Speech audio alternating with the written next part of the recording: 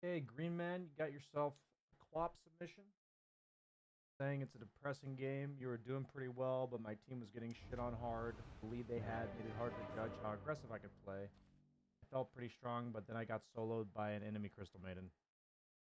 Very good. Unmute the audio. Now, nobody wins. Okay, watch this. So you have like a very split push heavy lineup in the first place. You're co-op. You have a carry anti-mage. Um, Bristleback's kind of in a tough game. Razor's pretty good against Bristleback. Slark's pretty good against Bristleback later on. I imagine that Void Spirit's going to go Spirit Vessel. Your anti-mage is getting killed. See what we got. So you're against Void Spirit. I assume, yes. Interesting. Taking Dagger the usual. Then you always get the range creep denied, right? I would have probably leaned towards taking Scream, but maybe Dagger's better. I feel like you took Dagger and then played the lane. If you're going to take Dagger, then you want the creeps to stay together. Then he just drags, and you drag. It ends up in kind of an awkward situation. I think if the lane was on your hill, Dagger would have been good, but because he can just drag like that and then not fight you, I feel like the Scream would have just been better, and then when you get level 2, you take Dagger. That's more like my thoughts rather than for sure I think you should do that. Not the best CSing there.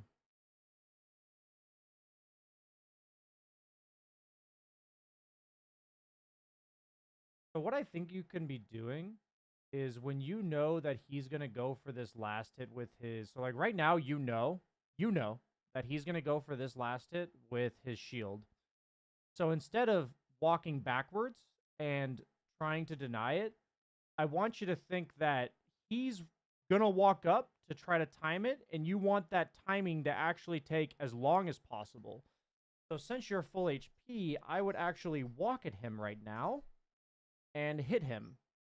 Like walk at him past the creeps so that you don't draw aggro, so that this creep is still dying.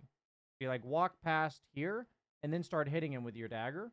You can even consider like walking over here, then A-clicking him, so that if you don't want to like confront him directly, in like trade melee range, but instead you kind of like kill the creep faster and then just let him get the last hit, right? So you could definitely do a better job holding people hostage on creeps. I wouldn't have daggered level 1 dagger there. I would have saved it till I got level 3. So then I would have daggered him here, saved the mana there. So one thing you've had happen several times is you have creeps that are dying underneath the tower while you're also CSing over here or dealing with the void speed over here. If you know that there's creeps within tower and you're going to be being aggressive or going for something else, you need to aggro like right here and pull these creeps with you so that they're closer to you. You've had this happen a few times.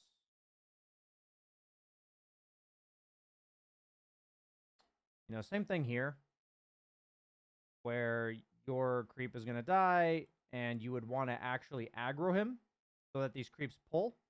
And then what happens is this range creep stays at like 1/3 HP, and then you can turn around and deny it later, but then you don't end up missing these creeps. So you're not doing a good job. Maybe you're just not aware of it. I'm not actually sure. But this whole idea of like leaving the range creep behind, maybe it's especially important on heroes like Quap that want to walk aggressively. And so I didn't see it when you were playing Puck. But you've done it enough times where I'm pretty confident that you don't do it at all.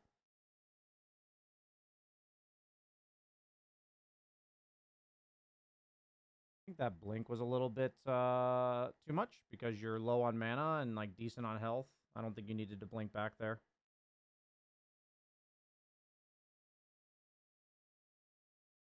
Yeah, same thing here. Like you end up in this spot again where you just want to walk up to get the range. So like right now, you should A-click the Void Spirit and walk forward. Instead, you missed 3 creeps because of it.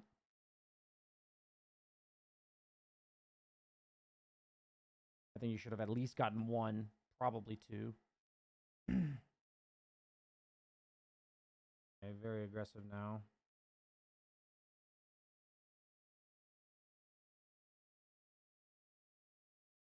Yeah, your CSing under tower has not been great. Same thing there. Wow, this is actually like, holy shit, you need this tip. It's the same thing, right? Right here, you know the range creep's dying, you know this creep's dying. Walk forward, 8-click Void Spirit, pull this towards you. And instead, every time you're missing both creeps, it's actually fucking you really hard. I'm going to take note of it in your stock here.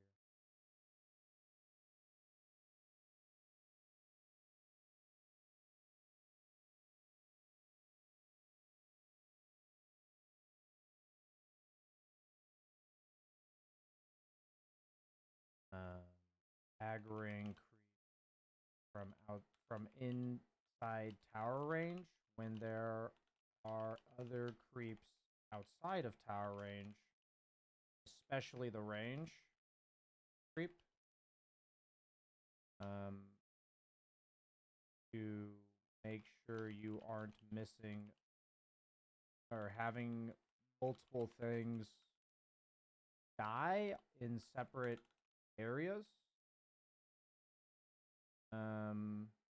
at the same time.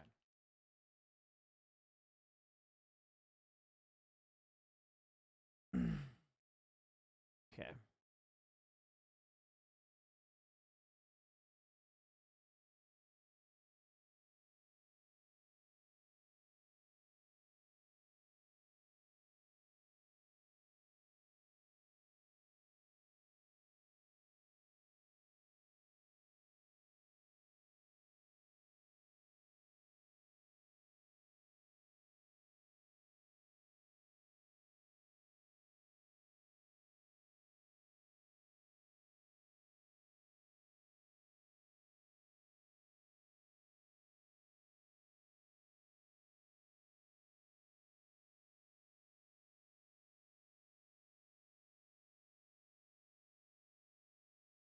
So the way I look at this situation, I'll let it play out.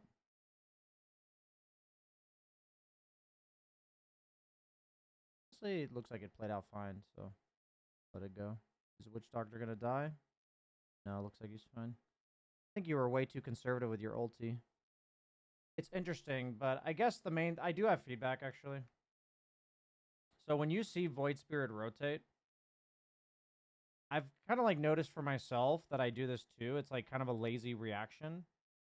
But when nobody's in our lane and we're like, we need to push it faster, we use screams when we're already half mana. So like right now, I'm registering, I'm not going to use scream unless I absolutely have to. So I'm not going to use it under tower there.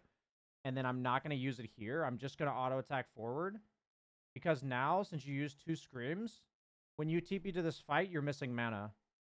So you can just not use those screams and be blunt, be better at CSing under tower without using scream, and just auto attack the way forward and know that you might miss a creep or two. I just want to show you that you end up like missing 2 kills because like I'm thinking to myself, I'm either screaming the wave because I don't intend to fight, or I'm not screaming the wave because I intend to fight. So for me, it felt weird watching you scream the wave twice, one under tower and one to push it, and then go to the fight. Like, that was what didn't make sense to me. When I saw it, I was like, ah, that looks weird. And that's why it looked weird to me. Because you're kind of like half doing both things. So for me, it a lot boils down to, am I down to fight? If I'm down to fight, I'm going to use mana accordingly, or not use mana accordingly.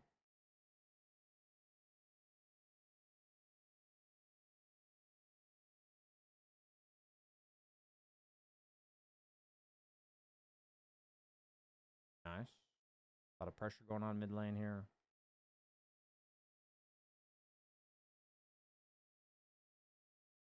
Okay. I would definitely farm a camp on the way back to base here. Maybe not. You have ult. Yeah, maybe not because of the rune and yet ult. We're gonna go back to a fight. Okay. You should ult them, yeah. Okay. Fuck no ult. Very sick. I'd probably run back towards mid right now. You don't have ult. You don't need to go back to base. Okay, somebody TP'd mid. That was anti-mage. Still fine that you go mid, I think. I don't know about blinking on a razor, but I guess it forces shit. Now you're going to go base. I don't love this. You kind of removed yourself from the map here. But I want you to be looking around. Okay, you are looking around. I assume you're going to TP top or mid. Yeah. Kind of weird for you right now. None of your heroes really jungle. Win for rune. I'd be farming like a big camp during this time. I don't like love this play. I don't hate it either. I feel like I would have saved that haste rune for something more impactful. Yeah, you're kind of just like running at them nonstop. I think we kind of talked about, I mean, we didn't kind of, we talked very much about not being so kill horny. And I feel like when I see that haste rune and your team's not with you at all, like your team's not with you at all, right? Like you can just not use the haste rune and you can like hit some creeps. So like you can go pick it up and like you could literally just go hit some creeps right now. And like wait for a good opportunity. Like your ult's in 15 seconds, your team's not with you. Instead, you're like forcing a fight and actually like dragging everybody in the game to mid lane. I want you to see that you literally forced a massive fight in the mid lane. Like you brought 4 of their heroes, you brought your Venge. Now all of a sudden Lion's coming over. And now all of a sudden Anti-Mage is coming over. I want you to see like the effect of this. The fact that you ran at them with haste. You're telling me there's no better time to fight than right now. And I'm like trying to point out to you, here's the reasons why there's a better time to fight than now. And a lot of times it's really hard to see the impact of our actions. But when you're the only strong hero on your team and you're forcing a fight, that's what's going to happen. Is your team is going to come to you. And like over time, right? So in this case, you talked about trying to split them up, but I do feel like you've been playing mid consistently. Like, so I'd be like, oh, they're all wanting to play mid. I'm going to blink away from here now. Instead, you're sticking around. Like, I don't really like this fight at all. Like, so the moment I see that they all want to play mid like this, I'd be like, okay, I get the message. I'm just going to go leave now. Like, that's what I think. I don't have ult. My Venge is dead. I can just leave. Let them have the tower. There are 4 heroes here. I can go jungle. I can go work towards bottom. I'd probably run towards bottom right now. I'd probably go this way. It's too late now that Slark's like rapping on you guys. He was originally mid. Now we're just staying here and taking part in a fight. I'll be honest, I don't think you're doing a great job of trying not to fight them. It doesn't look like you're committed to the bit. In that puck game, it looked like you were really committed. Maybe you don't know how on Quap. You know, the one thing I noticed when you came to class in the puck one was you're like, I was trying to go away from them, and then my team came to me. I think it's really interesting. I was actually thinking about this the other day after you said that to me, because what happened was you went down here and you were playing away from your team, and then I asked you, why are you still with your team down here? And then you said, well, I was playing away from my team, and then my team came to me. But then you like proceeded to play with them for like the next minute and a half.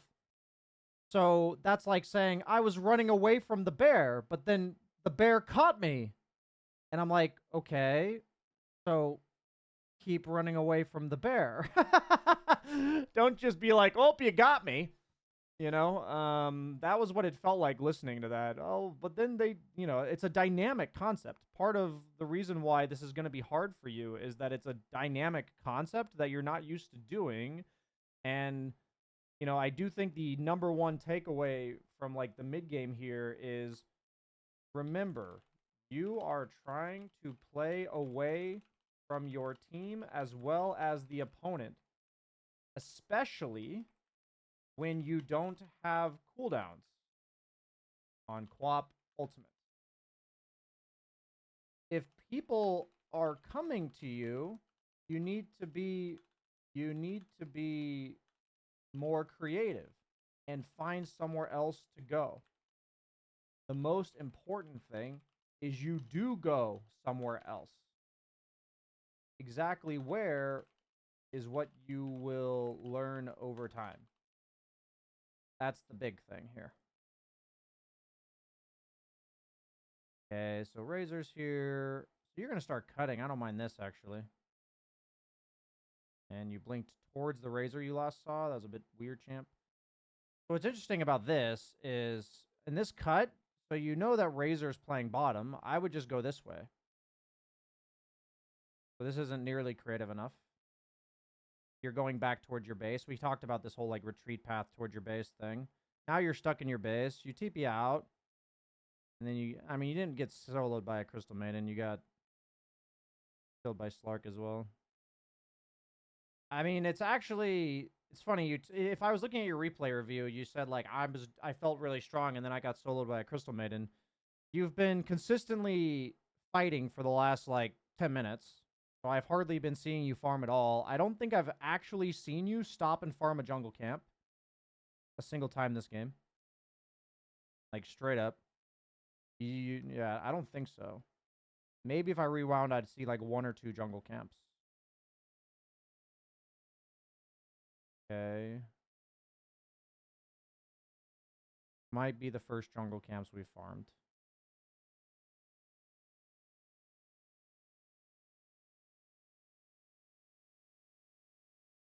Oh, is this when he solos you or something? Yeah, I mean, I'd noticed that Crystal Maiden's kind of fucking me, so I would either go BKB or Yules or something. Maybe, actually, I would go Lotus in this game. It's a really good Lotus game. It's good armor against Razor. Good against Static Link for your team. Gets rid of this Crystal Maiden crap. You're TPing back to fights. Okay, I mean, yeah. I'll be honest, it doesn't look like you're trying to play away from them or your team. It doesn't look like it to me. I understand that certain games are going to be really difficult, but, like, I think the number one thing is you see heroes surrounding you. You ask where they are. So, like, if you saw 3 heroes here earlier, you go like this. You see a Razor over here. You see 2 enemies mid. You go like this. You know, you go the opposite way from where they are. I feel like I've seen you kind of either retreat into them a bunch of times or, like, just stay around when they come to you. I've seen you force fights on them. When you don't, like, have strong fight capabilities. I see you, like, using your nukes to get farm when you're, like, in the lane, when you're actually trying to fight them. I feel like there's no I'm in farm mode or fight mode. There's just one mode. And there's no distinction between those 2 modes. You know, the game's pretty ugly now. You know, it's interesting. You see all of them bottom and you see Razor top. Razor doesn't stun you. I would just go like this. But yeah, since you fell behind early and you're not able to play the map anymore, it's kind of just like you go Ags, but for what, right? You can't really fight them and you can't really farm. So this is what I meant by, like, yeah, sure, Kaya Sanj, that's fine. It's like a little bit of everything item, but then you need to buy items that allow you to play the map. And you're, like, dying to a Crystal Maiden root, and they've got physical damage, Lotus Orb. You know? Like, that's how I look at these situations. You know, Slark probably doesn't solo kill you if you have that extra 14 armor. And yeah, the game's really ugly from here. So, it's interesting. I feel like there's some sort of mental blocker for you. I'm not exactly sure what it is. But when people come to you, you just don't leave. And so if we know your goal is to play more split up, more away from fights, stop forcing fights, you know, I would want there to be some sort of filter that says, if I fight them, it's because I think it's the best it's ever going to be right now. And there's moments in the game where I know I'm ready to fight.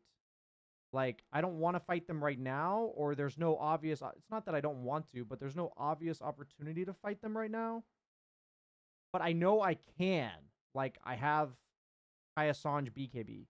You know, like, I'm pretty strong. So I know if they do dive top tier 1, I'm going to go. Or I know if something happens, I'm going to go. But instead, there's, like, a lot of times I found you sitting near enemy heroes or being aggressive on enemy heroes when you don't have your ultimate. Or, like I said, using your mana to farm when you do have ultimate. And then you don't have mana to cast ultimate and you miss kills. So I feel like there maybe because you're new to this whole idea of like playing for efficiency that you're not used to farming, being ready to fight while farming, and knowing that you're not going to fight while you're farming. So when I talk about like fight versus farm mode, it's more like you're in farm mode, but are you ready to fight or not? Farm mode, but willing, but farm mode, and then I'm going to put willing to fight or no. Must answer this question at all times. Don't force fights unless you are ahead. If you're behind, it's almost always forcing a reaction and then taking a fight. But that forcing a reaction is not done by running aggressively at heroes. It's by splitting them up, by pushing waves and making them chase you, and then punishing them somewhere else.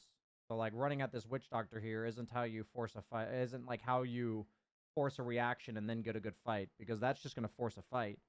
It'd be more like consistently playing side lanes and then having somebody TP react to you. So yeah, man, that's it for that replay analysis.